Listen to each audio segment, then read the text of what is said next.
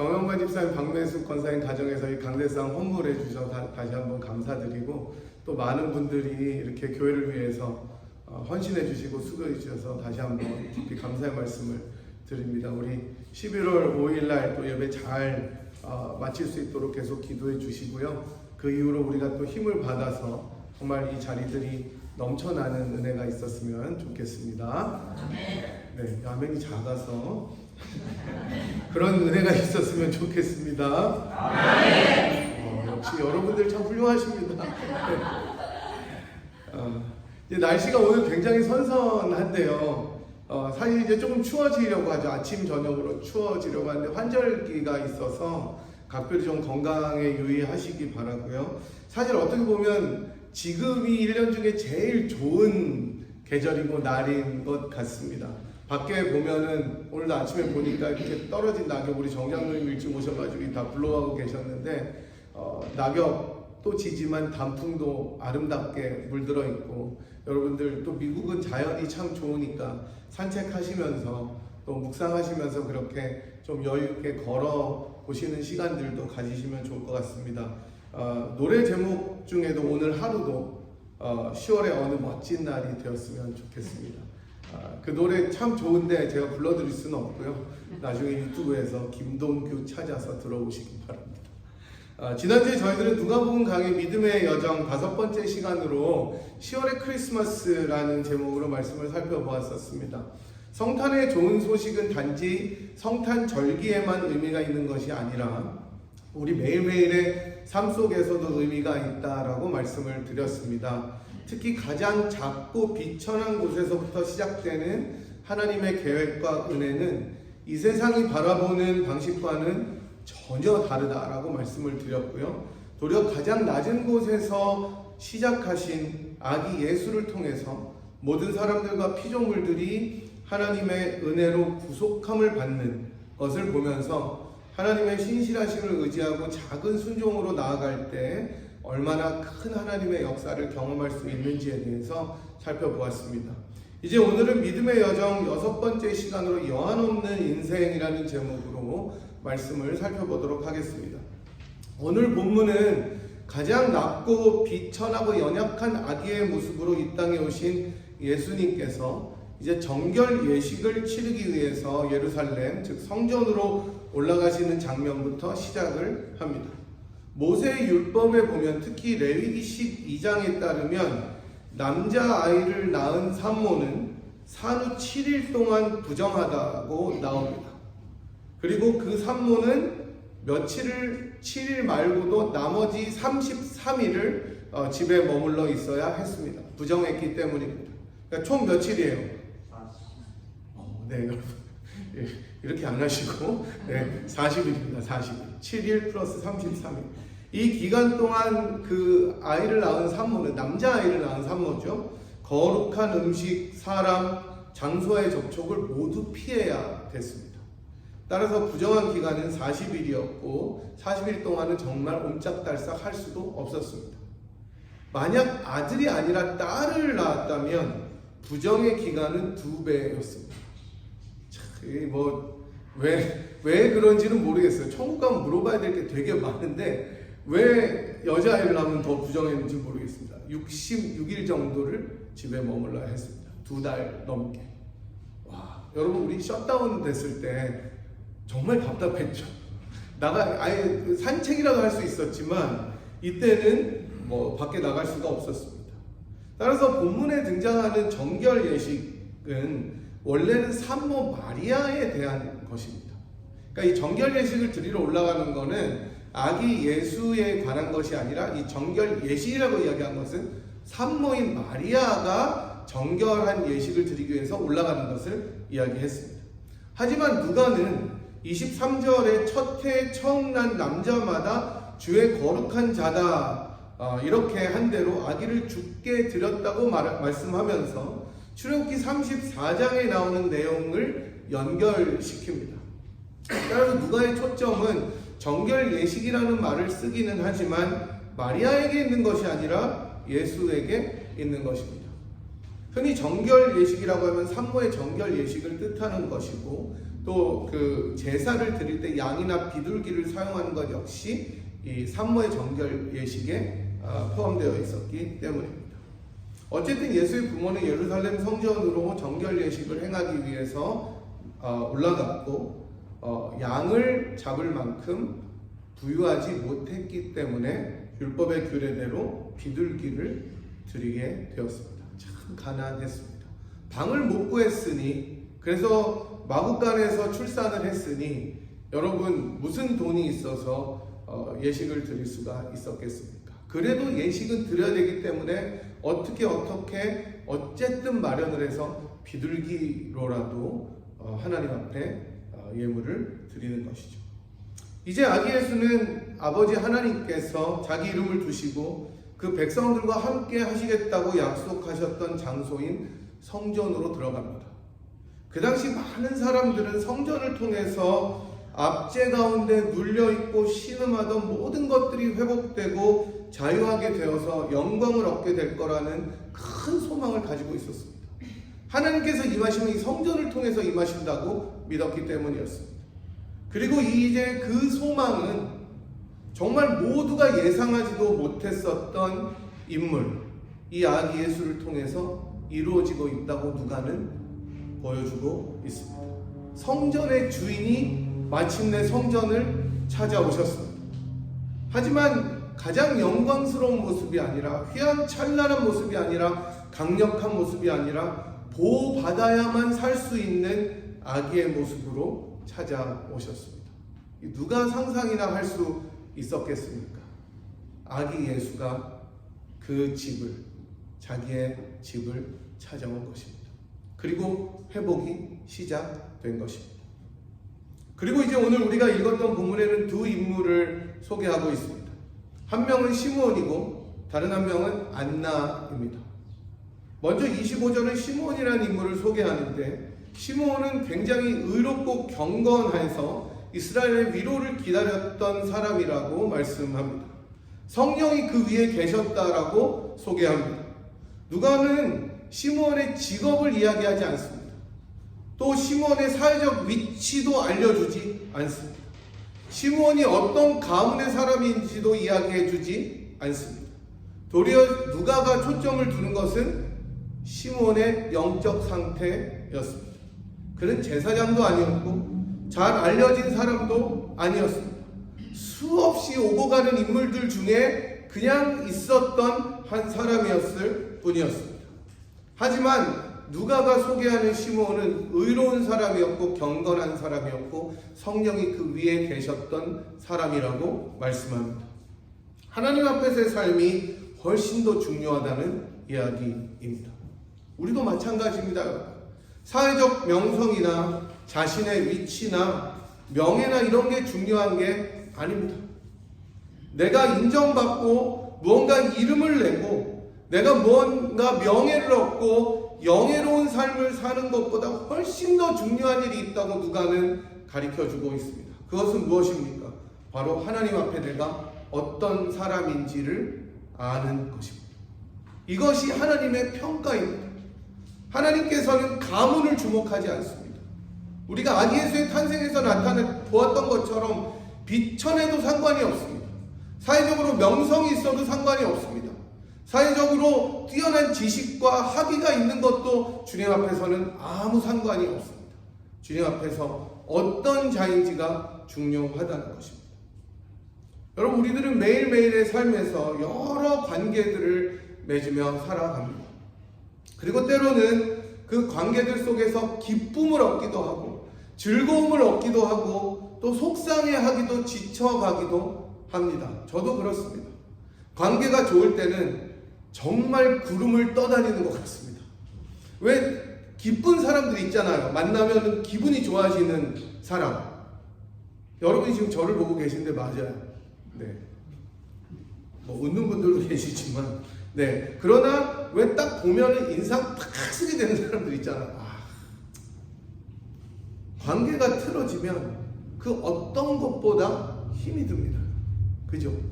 제일 힘든 거는 배고파서 힘든 게 아니에요. 그리고 몸이 아파서도 힘들지만 그것보다 더 괴로운 것은 관계 관계가 틀어지면 힘듭니다. 그 어떤 것보다 고통스럽습니다. 머릿속에 계속 따라다니고 뱅뱅 돌고 쉽게 잊혀지지 않습니다. 잊혀질만 하면 더 크게 찾아오는 것이 미움입니다. 어그러질수록 미워할수록 더욱 크게 다가오는 것이 깨어진 관계입니다. 그래서 우리는 늘 조심합니다. 조심해요. 상처를 주지 않으려고 노력하고 또 내가 상처를 받지 않기 위해서도 애를 씁니다. 너무 중요합니다, 이것이. 그래서 교회에서 더 조심해야 돼요, 사람들이. 사실 교회가 이 가드를 다 내려놓고, 그죠? 가족보다 더 편하게 있어야 되는 곳이 교회인데 교회에서 더 긴장해요, 사람들이. 그러지 않았으면 좋겠어요. 좀 덜 상처받고. 좀 뭐 그렇게 얘기해도 이해하면 좋은데, 야, 그게 제일 안 되는 곳이 교회더란 말입니다. 네.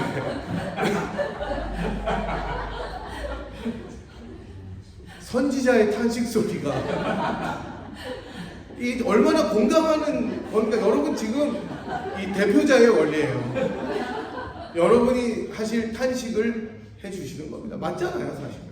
그렇잖아요. 그게 사실은 교회가 그렇게 돼서는 안 되는데 교회가 제일 신경을 써야 되는 곳이 돼버린 것이 얼마나 슬픈 일입니까? 그렇지만 교회에서뿐만 아니라 다른 모든 관계가 그렇습니다. 하지만 정작 가장 중요한 하나님과의 관계에 대해서는 사람들과의 관계만큼 우리가 비중을 두는지 돌아봐야 됩니다. 만약 우리가 다른 이들과의 관계에 신경을 쓰는 것만큼 하나님과의 관계에 신경을 쓰고 집중을 한다면 정말 놀라운 일이 일어날 것이라고 저는 확신합니다. 내가 다른 사람들에게 어떻게 보여야 되고 어떤 모습으로 그 사람을 대해야 되고 그리고 내가 어떤 모습으로 비춰져야 되는지에 대해서 생각하는 것보다 훨씬 더 중요한 일은 바로 하나님 앞에 내가 어떤 모습으로 서서 살아가고 있고 어떤 관계를 맺고 있느냐 하는 것입니다.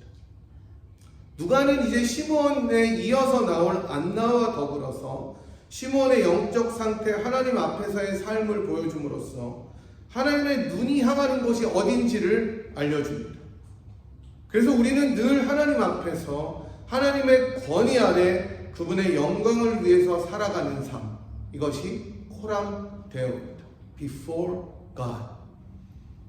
코람데오의 삶을 살아가야 되는 것입니다. 이런 시므온은 단지 도덕적으로 영적으로 하나님 앞에 합당한 자였지만 그뿐 아니라 하나님의 특별한 은총을 받았습니다. 하나님이 사랑할 수밖에 없었던 거예요, 시므온은. 지금이야 성령께서 우리와 동행하시고 각 사람 마음속에 영혼 속에 거하시지만 오순절 이전에 즉 주님께서 승천하시기 전까지는 성령께서는 하나님께서 특별히 택하신 자들에게만 임하는 선물이었습니다.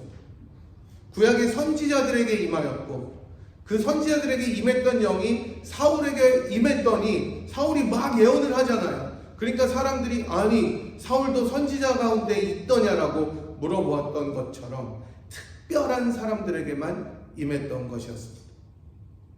그런데 시므온이 그 성령을 받은 사람이었습니다. 성령이 그 위에 계시더라고 이야기합니다. 하나님께서 그런 사람을 사랑할 수밖에 없는 것이었습니다. 하나님께 큰 축복과 은혜를 경험한 시므온이었습니다. 거기에 더불어서 시므온은 하나님의 약속마저 받았습니다. 하나님의 놀라운 약속을 받았습니다. 다윗이 시편 25편 14절에서 이렇게 고백합니다. 여호와의 친밀하심이 그를 경외하는 자들에게 있으며 그의 언약을 그들에게 보이시리로다. 그 약속은 성령을 통해서 시므온에게 전해졌는데 주의 그리스도 즉 메시아를 보기 전에는 죽지 않을 것이라는 말씀이었습니다. 이 메시아가 오는 것이 25절에서 읽었던 이스라엘의 위로였습니다. 그리고 오늘 바로 이 약속을 주님께서 이루어 주시는 것을 시므온은 두 눈으로 보게 됩니다. 시므온은 성령의 감동으로 들어가는데 그때 바로 만난 사람이 누굽니까? 아기 예수였습니다. 사실 저는 말씀을 준비하면서 이 부분에서 막 전율이 오더라고요. 어떻게 알아보았을까? 어떻게 악이었는데 메시아인 줄 알았을까? 저는 바로 이런 모습이 성령의 충만함과 깨어있음의 열매라고 생각을 합니다. 아무리 기도를 열심히 하고 아무리 소망 가운데 간절함으로 내가 나아가고 있더라도 성령으로 충만하지 않는다면, 그래서 하나님의 일하심에 둔감하다면 하나님께서 그 계획을 보여주실 때, 이루어 주실 때 깨닫지 못한다는 거예요. 그래서 우리는 열심히 기도하고 바라는 동시에 하나님의 일하심을 목도하고 집중하고 깨달을 수 있도록 영적으로 깨어 있어야 되는 것입니다. 이게 우리의 기도 제목이 되어야 되는 것입니다. 그냥 기도만 하는 것이 아니라 주님, 내가 깨어 있어서 하나님의 일하시는 것을 볼 수 있도록 도와주시옵소서. 마침내 주의 그리스도, 즉 메시아이신 아기 예수를 만나게 된 시므온은 너무나 큰 감격 속에, 평생을 기다렸던 그 소원이 이제 이루어지는 그 감격 속에 하나님을 찬양하며 영광을 돌립니다. 이 찬양은 라틴어로 눅 디미티스라고 불립니다. 그래서 캐톨릭에서는 성가로도 굉장히 많이 사용되는 노래입니다. 우리 29절부터 32절까지 같이 한번 읽어보았으면 좋겠습니다. 29절부터 32절까지 같이 한번 읽어보겠습니다. 시작. 주제여, 이제는 말씀하신 대로 종을 평안히 놓아 주시는도다.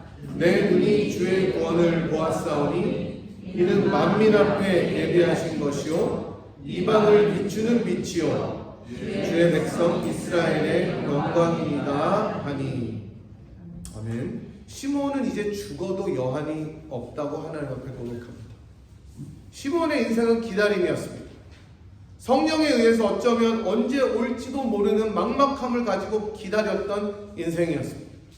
어떤 모습으로 어떻게 올지도 모르는 그 메시아를 평생 기다리고 소망하고 애타게 갈망했었습니다. 그야말로 오매불망이었던 삶이었습니다. 내일일지, 모레일지, 아니면 1년 뒤일지, 몇십 년 후일지도 모르게 계속해서 기다렸습니다. 하지만 하나님의 약속은 반드시 이루어집니다. 그리고 시므온은 감격 속에 외칩니다. 주님, 이제 내가 죽어도 여한이 없습니다. 시므온은 이제 자기가 주의 구원을 보았다고 감격 속에 노래하고, 그 구원은 이제 이스라엘뿐만 아니라 만민 앞에 펼쳐진 구원이라고 찬양합니다. 시므온은 이 아기 예수가, 자기가 안고 만난 이 아기 예수가 단지 이스라엘만을 위한 구세주가 아니라 온 세상 만민, 저와 여러분을 위한 하나님의 구원이라고 고백하고 있습니다. 여러분, 놀랍지 않습니까? 그 당시에 누가 이방인들이 구원을 받는다고 상상이나 했겠습니까? 아무도 생각하지 못했던 그 일, 사도행전에야 가서야 이 일이 일어나는데 시므온은 누가복음 가장 앞부분에서 이 사실을 노래합니다. 하나님께서 시므온을 통해서 이 놀라운 구원의 계획을 예언하고 알리시는 것입니다. 하나님을 경외하는 자들에게, 하나님 앞에서 신실하게 자기의 삶을 경영하는 자에게 하나님께서 이런 놀라운 축복으로 함께 하시는 것을 믿으시기 바랍니다. 그래서 시므온은 이제 나는 여한이 없다. No regrets. 생을 마감해도 된다고 주님 앞에 감사함으로 고백합니다. 그리고 그는 마리아에게 이 예수가 장밋빛 인생을 살지는 못하고 버림을 받게 될 고난의 길을 걸어갈 구세주라고 정확하게 이야기해 줍니다. 즉, 아기 예수는 구원을 가져다주는 메시아로 고난받는 메시아가 될 것이다. 이 모든 것을 시므온이 다 이야기해 준 것입니다. 그리고 이제 시므온이 얘기가 끝나자 누가는 장면을 바꾸어 여자 선지자 한 분을 소개하는데 그 이름은 안나입니다. 이 안나는 매우 나이가 많은 여선지자였습니다. 성경에 보니 84세였다고 합니다. 여러분, 우리가 지금이야 84세면 이전에 60세 정도 같아요. 그죠? 요즘에 여러분 환갑잔치 하는 거 보신 분 계세요? 제가 아는 이제 형님 목사님이 내년에 이제 60인데 환갑잔치 열어주겠다고 우리 장난을 그랬더니 막 때리려고 하더라고요. 미쳤냐고 지금. 케이크도 안 할 거라고 막 그러더라고요. 옛날에는 근데 여러분 60이 되면 막 동네 잔치하고 막 그러지 않았습니까? 그게 장수의 표본이었고 대부분 평균 수명이 60 정도 조금 왔다 갔다 하면서 많이 돌아가셨던 것 같습니다. 저희 부모님이 야 니네 때는 재수 없어서 120살까지 산대더라 그러시더라고요. 야 여러분 상상이 안 돼요. 그러니까 120살이면은 60살이 뭡니까? 그냥 청춘이에요. 절반 정도 산 거예요. 그리고 여러분 요새 100세 시대니까 여기 계신 우리 어르신들 다 건강해서 너무나 감사합니다. 근데 지금이면 84세가 정정하지만 예수님 당시의 수명은 40세 정도였습니다. 1세. 40이면 다 세상을 떠났어요.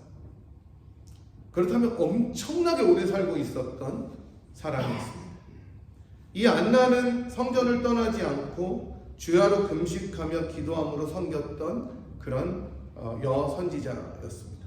왜 옛날에 한국에서 교회에 보면 항상 교회에 머무시면서 기도하시는 우리 권사님들 계셨던 것 같아요. 그 권사님들 자리가 있어요. 방석도 있고. 그리고 밤에 그 아저씨들이 그 사찰 집사님들이 불을 못 꺼요. 그분들이 주무시는지 기도를 하시는지 그냥 계속 이렇게 하시다가 좀 힘드시면 옆으로 하시고 그죠? 근데 사실은 그런 분들 때문에 교회가 살아있는 겁니다. 그러니까 우리들은 어쩌다가 기도하고 성전을 떠나지만 사실 그분들이 뭐 갈 데가 없어서 그 교회에 와 계시는 게 아니잖아요.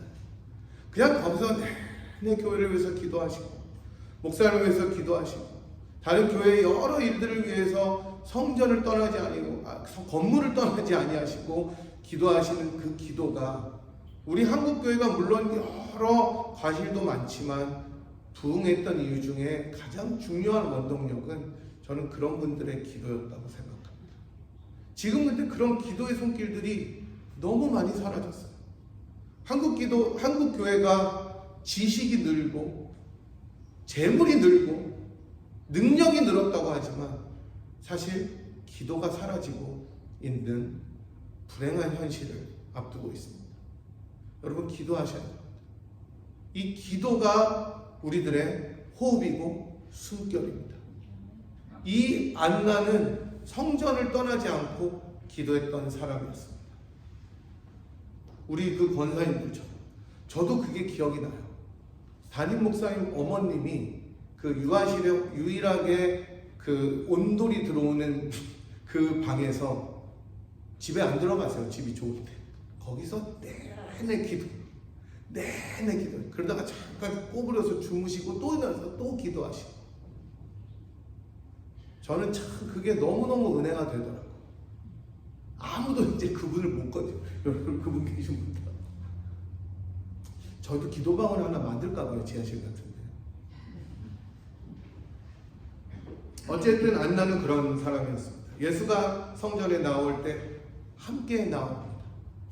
예루살렘의 성령을 바라는 모든 사람에게 이 아기 예수에 대해서 말했습니다. 눈이 밝아 있었던 거예요. 예루살렘의 성령은 아까 말씀드렸던 이스라엘의 위로, 마지막 때 이스라엘이 회복되고 구원의 은총을 받는 것을 의미하고 안나는 그 예수가 바로 그런 사람이 될 것이라고 확신했던 것입니다. 오늘 본문을 통해서 등장했던 두 사람 시므온과 안나는 제가 앞서 말씀드린 것처럼 성전에서 전혀 주목받지 못했던 사람들이었습니다. 명성도 없었고 사회적 지위도 없었고 위치도 없었고 명예와 가치조차 없었던 것 같은 사람들이었습니다. 하지만 묵묵히 자기에게 주어진 영적 사명들을 감당했습니다. 그리고 바로 이들에게 하나님께서는 구원자 예수를 보게 해주시는 영광을 얻게 해주셨습니다. 예수님 당시를 살아가던 사람들의 가장 큰 소망은 하나님께서 보내신 메시아를 보는 것이었습니다. 그 메시아가 와서 모든 상황을 회복하고 진정한 위로를 가져다 주는 것을 내 눈으로 똑바로 보는 것이 큰 소망이었습니다. 유일한 소망이었습니다. 하지만 모든 사람들이 동일하게 이 메시아를 볼 수 있었던 것은 아니었습니다. 그냥 일상에 묻혀서 소망만을 가지고 하나님의 일하심을 망각하면서 하나님 앞에 내 영적 상태를 전혀 살피지 않고 하루하루 스치듯 살아가는 자들에게 메시아는 보이지 않았기 때문입니다. 성전에는 수없이 많은 사람들이 예물을 드리고 제사를 드리러 나와왔습니다. 온 사방에서 나왔습니다. 외국에서도 왔습니다. 예물을 드려야 되기 때문이었어요. 아마 이날도 엄청나게 많은 사람들로 가득했을 것입니다. 산모가 정결 예식을 드려야 됐다면 얼마나 많은 산모들이 나왔을 것이고 얼마나 많은 제사를 드리러 다른 사람들도 나왔겠습니까? 그러나 그 많은 사람들 중에 오고 가는 많은 사람들 중에 예배자라고 할 수 있는 그 예배자들 중에 오직 두 사람에게 하나님께서만 아기를 보여주셨습니다. 다르게 말씀드리면 구세주이신 아기 예수께서 오직 두 사람에게만 찾아오신 것입니다. 다른 무엇보다도 하나님 앞에서 가장 경건하고 의롭고 그 약속을 신실하게 붙잡으며 소망을 잃지 않고 기다린 이들에게 주님은 찾아오신 것입니다. 시몬과 안나 이 두 사람의 인생은 그래서 여한이 없는 인생이 되었습니다. 제가 이전에도 한번 들려드린 가사인데 읽는 것보다 보는 게 더 낫겠죠. 이게 나와서 참 이제 좋은데 나는 주를 섬기는 것에 후회가 없습니다라는 찬양의 가사를 보면 이 사람들의 고백이라고 생각이 됩니다. 나오나요 지금? 네, 나의 평생에 가장 복된 일은 내가 예수님을 만난 것이라. 나의 평생에 가장 잘한 일은 내가 예수님을 주로 섬긴 것이라. 이 세상 살 동안 내가 걷는 길이 때론 험하여서 넘어질 때도 주의 강한 손이 나를 붙드시니 나는 예수님만 주로 섬기며 살리. 나는 주를 섬기는 것에 후회가 없습니다. 내가 걸어온 모든 시간 다 주의 은혜니 내가 걸어갈 모든 날도 주만 섬기며 살리 오직 예수 이름 부르며 살아가리라. 이것이 나의 간증이요 이것이 나의 찬송일세. 나 사는 동안 끊임없이 구주를 찬송하리로다. 사랑하는 여러분, 우리들 인생에서 가장 멋진 일이 무엇입니까? 가장 기다렸다가 큰 소망을 가지고 기쁨으로 감격할 일이 무엇이겠습니까? 가장 복되고 가장 내 인생에서 잘했다고 생각된 일이 그 무엇이겠습니까? 그것은 바로 찬양의 가사처럼 내가 주님을 주로 모시고 섬기면서 하나님 앞에서 코람데오의 삶을 성실하게 살다가 영광스러운 주님을 만나는 것 아니겠습니까?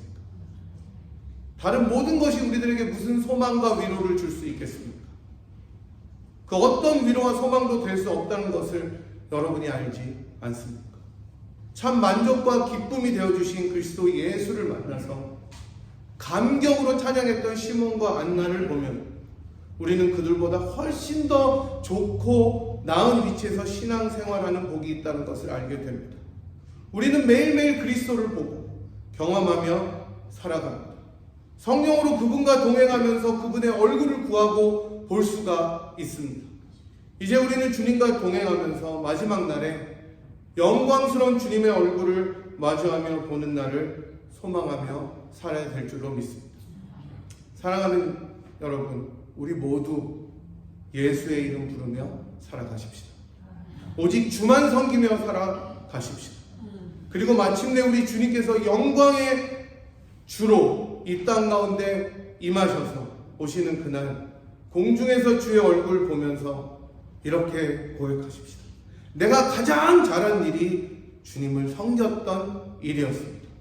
이렇게 고백하면서 내가 가장 복되게 했던 일은 주님을 만난 일이었다고 고백하면서 그분의 손을 잡고 하늘로 함께 올라가는 그런 영광의 소망으로 이 땅을 살아가는 여러분과 제가 되기를 간절히 축복합니다.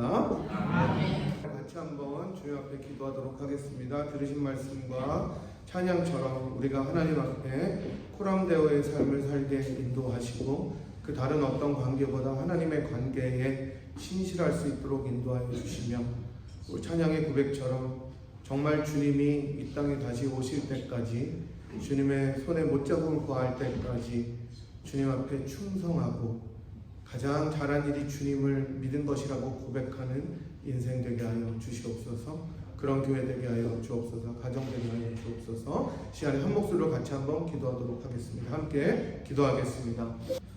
하나님 아버지, 시몬과 안나는 이 세상이 주목하지 않는 인생이었지만 하나님께서 주목하신 인생이었음을 우리들이 살펴보았습니다. 우리 모두도 사람 앞에서 인정받는 삶이 아니라 하나님께 인정받는 삶을 살아가는 여정이 되도록 우리들의 인생을 축복하여 주시옵시고, 우리가 하나님 앞에서 코람데오의 삶으로 주께만 영광 돌리고 주님만을 즐거워하며 이 세상에서 내가 가장 잘하고 복된 일이 주님을 섬기고 믿은 것이라 고백하는 인생이 되도록 우리들을 인도하여 주시기를 원합니다. 때로는 우리가 걸어가는 길이 험하고 주님의 약속이 더디 이루어지는 것처럼 보일지라도 신실하신 하나님의 손을 잡고 나아가는 인생이 되도록 우리들을 붙들어 주시옵시고, 우리들이 찬양하였던 것처럼 공중에서 주님의 얼굴을 배웠고 주의 손의 못자국을 보아 주님의 그 놀라우신 사랑을 만나는 날까지 이 세상의 모든 가치들을 정말로 가볍게 여기고 하나님만을 성실하게 섬기며 나아가는 우리들의 인생, 가정, 공동체가 되도록 은혜 베풀어 주시옵소서. 이런 삶이 우리 모두에게 충만하도록 은혜 베풀어 주시옵소서.